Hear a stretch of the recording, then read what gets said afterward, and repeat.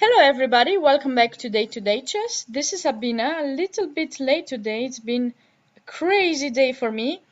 Thankfully, everything is in place.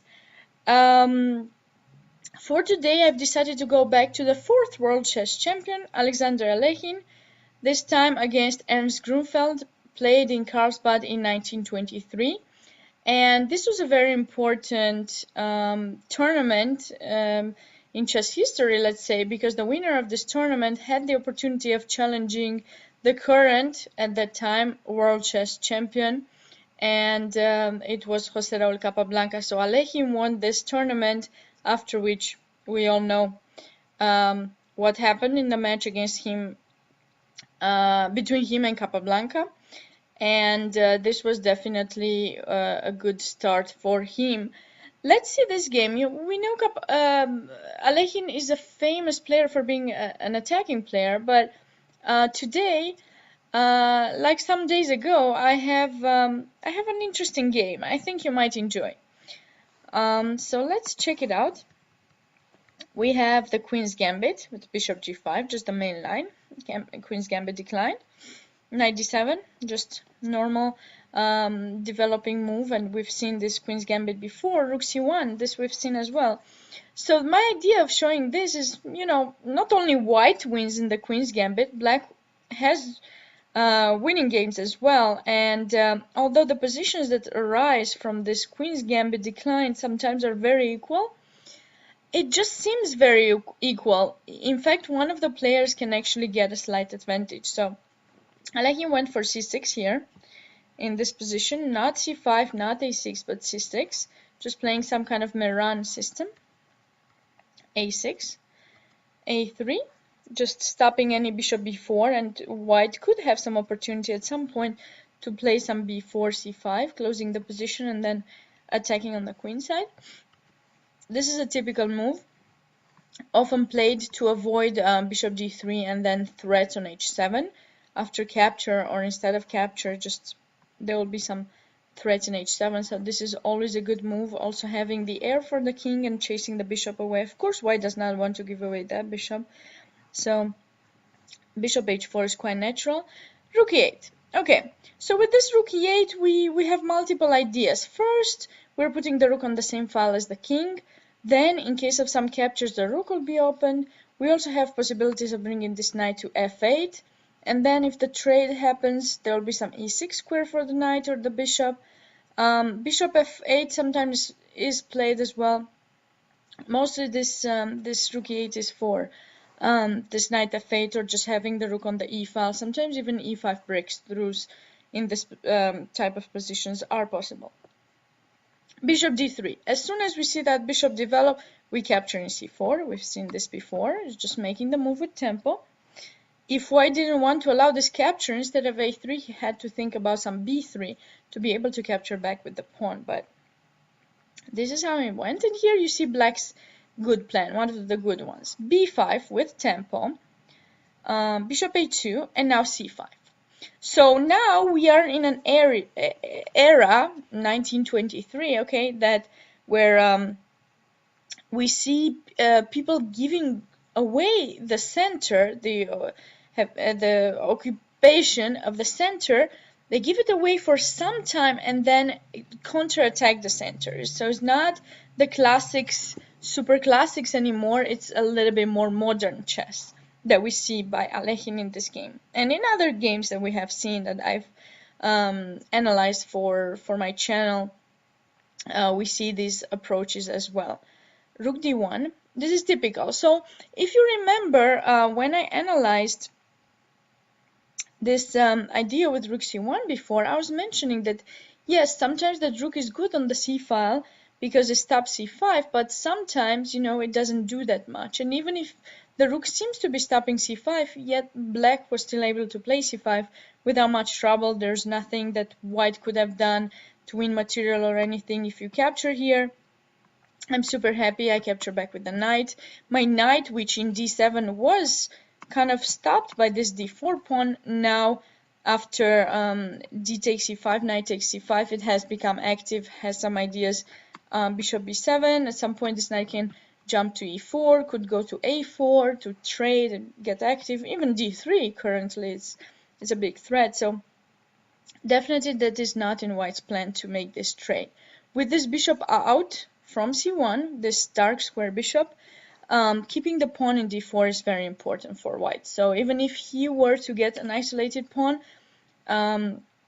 white has attacking ideas with bishop b1, bringing some piece, attacking to try to threaten some queen h7. So rook d1. And now black has to do something about this pawn. He needs to make a decision what he's going to do. He doesn't want to push c4. Can you imagine the position would be closed? White would just have the possibility of playing e4 and having the center and getting more space. So he wants to make sure he reduces some of the tensions in the center, and capture is a good way to do so. Knight takes d4. Now if you take with the pawn, it would have been a possibility. Probably black Alekhine would have played bishop b7. Now there are some threats of doubling the pawns. This knight b6 d5 comes. Rook c8, of course. This position is quite good for black. These threats in h7 are not a big deal for the moment. So knight takes d4 was Gruenfeld's choice. He decided to keep his position quite compact, the pawn structure quite compact, and it seems like the position is so symmetrical that it should end in a draw pretty soon. But Alekhine didn't let that happen. He tried to improve his pieces as much as possible, and he played queen b6, first finishing the development.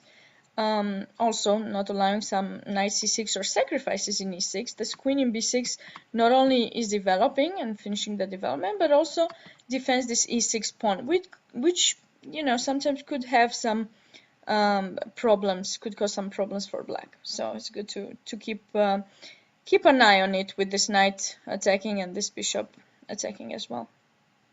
Bishop b1. Now, of course, you'll have to be very cautious when moving this knight from d7, because there'll be captures in f6 and then some mates in h7, h8.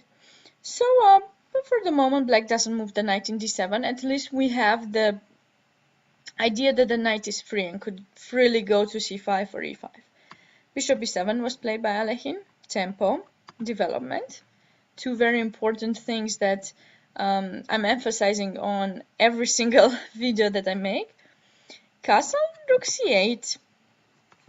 This is a typical move, of course. The file is open, and we are putting our rook on the same file as the queen. We'll have some b4 ideas as well at some point. Trades for black are good. Queen d2. Maybe not the best choice for white. I've noticed very often people play moves like f3 to try to keep this bishop from b7 blocked, because or closed, because this bishop can get dangerous as well. It's not only white's bishop in b1 that can be dangerous. This bishop can get dangerous on the diagonal as well. So I think that f3 idea here for white would have been a slightly better idea.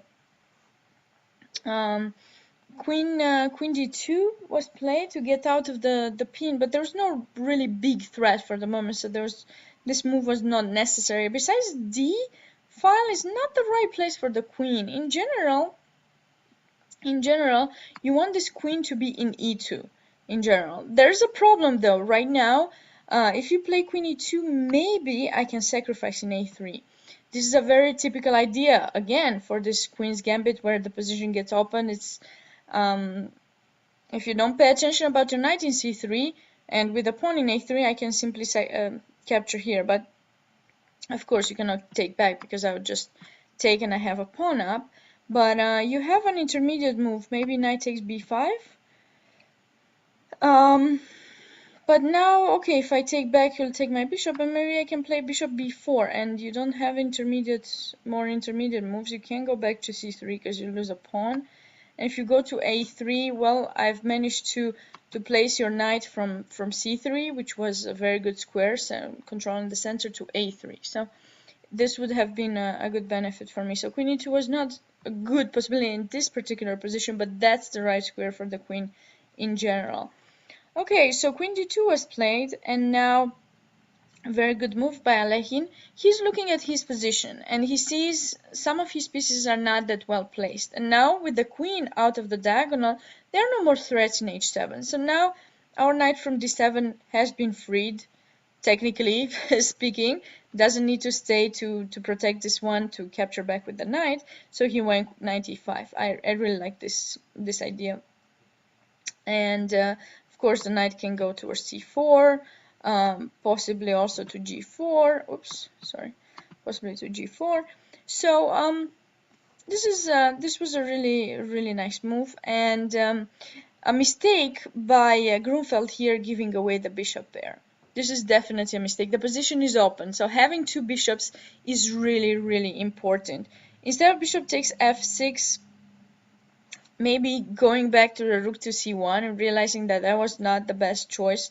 Rook d1, maybe going back rook c1 to stay on the c file, so that you can finally place your queen in e2 and not allow this sacrifice. But probably even knight e4 is a possibility now. So if you take, maybe I take in h4 and taking b7, queen takes b7. I still have a bishop and a knight for two knights. This is still really good for me.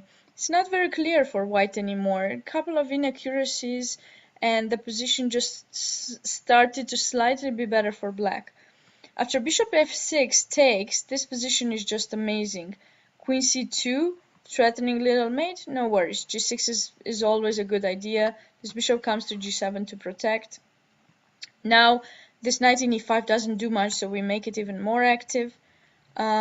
White tried to trade some pieces because he cannot afford to play against the bishop pair, so he tried to trade this bishop. But black, of course, he doesn't want to take to bring this knight into play. He just leaves the position. This bishop in f6 anyways is going to be exposed, so we just retreat it.